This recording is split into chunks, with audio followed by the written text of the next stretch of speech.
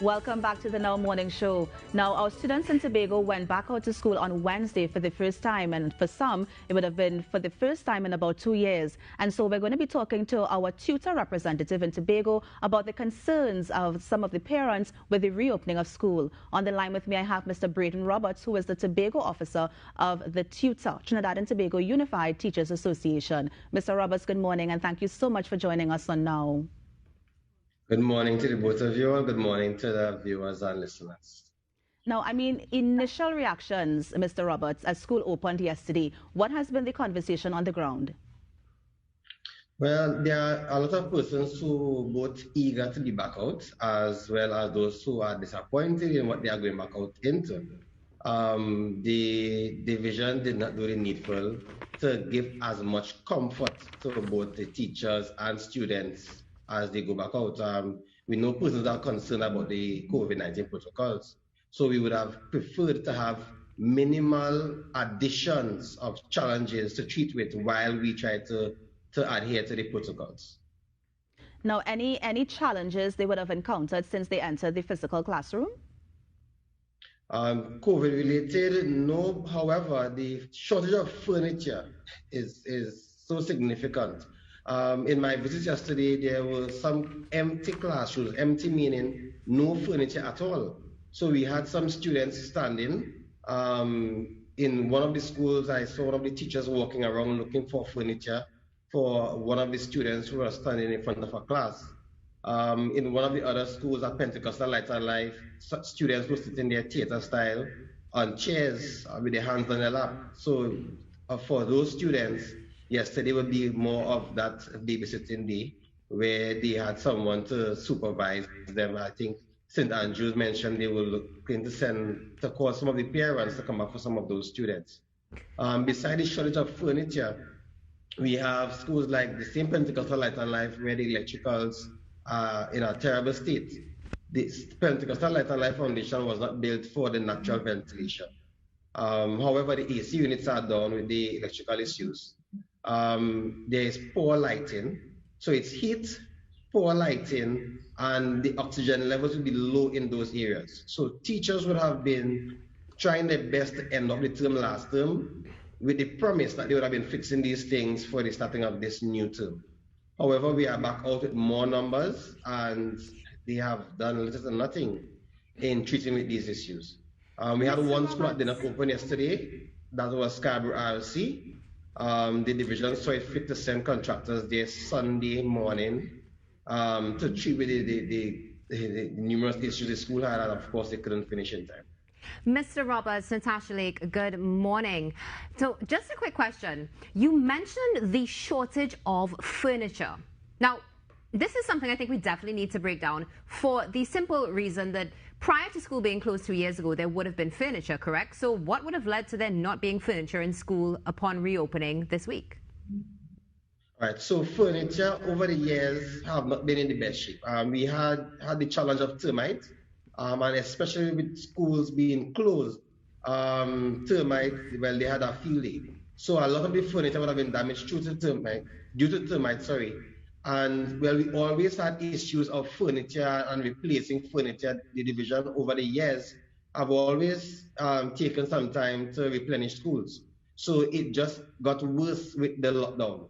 What we would have advocated for is while the schools are down, let us try and treat with the things that we can treat with. So when we get that announcement to come back out, we are not far off. However, those cries went on deaf ears. In January, I submitted a list to the secretaries in a meeting we had of the issues facing our schools. And they have sat down on it. I guess they were playing moral with the numbers because they had to balance their budget with what is required from the school for schools. And only after the announcement made efforts to have schools addressed. Now, Mr. Roberts, in terms of the preparedness for this school, we actually got a report that Scarborough RC remained closed yesterday. Is that true? Yes. As mentioned a short while ago, they sent contractors to the school on Sunday morning. The school, they had issues with mold. The school was recently built in 2018. And there was an issue with the exterior wall where once rain falls, it seeps through to the inner wall. and we had mold developing. We had persons saw it fit to just clean it and paint it back. So as they were seeking to paint the exterior walls, they discovered, that they had cracks. So they had additional works to be done. However, if they had started before, we would have had the opportunity of having the school reopened. Scarborough RC had other issues. There are tiles popping up in different areas of the school. The water tanks were in need of repair and or replacement. The water pump, I'm not certain if they are fixed to date. There was water coming up in from below the tiles in the toilets. So they have issues, principals right to the division over the various terms. However, it's just the last minute reaction of the division. Now, Mr. Roberts, I know here in Trinidad, we spoke to one of the TTUTA representatives, and they say normally when some of the school officials visit, a TTUTA rep will be there, just walking through the process and going through the repairs that's needed in the schools. Was that done in Tobago before the school children returned, so at least we can get a gauge on what needs to be done to get them back in the classrooms? Well, TTUTA was out visiting schools. However, the division only reacted during the vacation and more so the weekend itself. So there isn't much monitoring of any activity of the division that would have been possible. However, we continue to visit the schools and raise the issues with the persons at the division. So that's why there is this disappointment. And I want them to be honest with the public. I find that of late they are seeking to mamagai people, they take us for fools. So they come with this fancy speech. And they talk about the manufacturer not able to produce the amount of furniture in the shots for the start of this term. But when did they make attempts to really procure the furniture? So I don't know what would have resulted in the secretaries, the administrator, and the team sitting down on these issues for so long and then now trying to make the effort. But we had nothing to monitor in terms of their actions because there wasn't any action from the division side.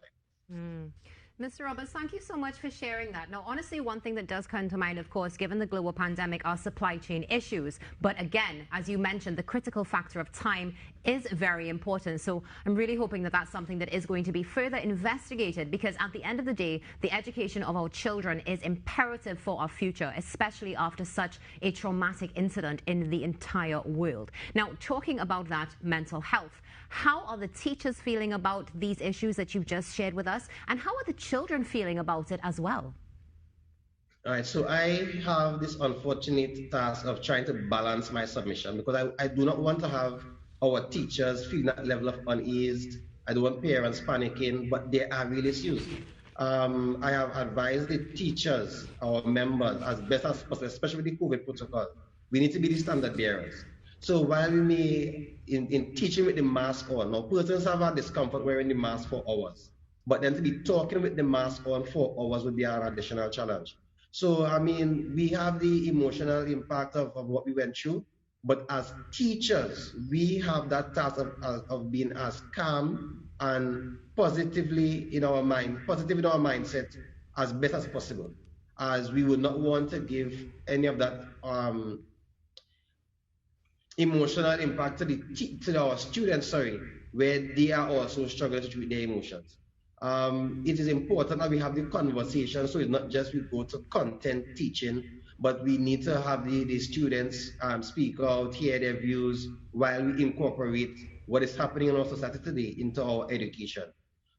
We would hope to have a sustainable offering this term. We want to minimize the number of disruptions because we have had some losses over the past 2 years in terms of our delivery. We want sustainable offerings. So it's not that we want schools to be shut down or to be beaten in the division. What we want is a standard where if there are concerns, we are minimizing those. So the only concerns teachers should be faced with now is COVID protocol and nothing else. Now, Mr. Roberts, we have about 1 more minute left, but I just wanted to get your thoughts on the relaxation of the uniform policy for students in Tobago. I mean, what is the association's thoughts on this? All right, so my only concern is the division language in terms of saying it's mandatory to relax it. I believe that, yes, teachers and parents, who are not able to have the uniform, they can have that one-on-one interaction with the principal and the principal make arrangements for those students to come. But to just blanketly say, those who don't have uniform, principals are mandated to have the restrictions or the standard relaxed. It does not augur well for the discipline that we want to have for our schools. It doesn't give the parents any encouragement really to get the uniform as quickly as possible, knowing that they don't have to. But I do understand the reasoning behind it, just the way in which they went about it. There will be some parents who are not able to get the uniform, and that should have been up to the principal, have the conversation with the principal, and principals use that reason. Either they are able to assist in sourcing the items for the student, or they have that particular student have the uniform relaxed and so forth. But not to just say blanketly, we are relaxing the uniform. I think the approach was not the correct one. Understood, Mr. Roberts. Well, thank you so much for joining us on Now and sharing some thoughts about, the reopening of school and some of the views from the teachers and the children on the ground. Thanks for joining us on Now. And I appreciate you all having me on the program. And that was Mr. Braden Roberts, who is the Tobago officer for the TTUTA, who was just talking about some of the concerns that teachers and parents would have had with the reopening of school on Wednesday. You're on the Now Morning Show. We're going to take a break and be right back. Stay with us.